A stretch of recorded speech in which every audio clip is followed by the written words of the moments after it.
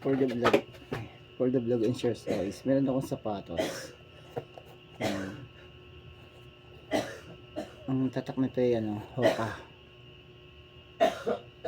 Hindi lang kita, pero maganda yung sweaters niya.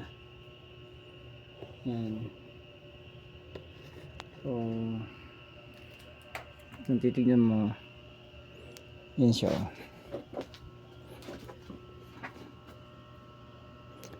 Tapos Hoka. Ang kapal ng swelas. Yan. Alam mo magkano ang presyo nito? May taga dito sa aming lugar. Binentahan ako ng sapatos. Bali, nung araw na yun, nagko-construction ako dito sa kapitbahay namin. Nakita ko sapatos. Ang ganda nito Bali, sa totoo lang, itong Hoka, pangalawang beses ko ng pagkakaroon ng ganitong sapatos. Yung una kasi bigay lang sa akin. Hindi kita yung yan. Pero anyway, may pagkakataon pa rin tayo mag-vlog sa susunod ng mga araw o linggo. Kasi gusto ko na siya talagang i-vlog. So pangalawang beses ko na itong pagkakaroon ng ganitong sapatos. And that's it. Magagamit ko na siya dahil pupunta ako ng Lucena.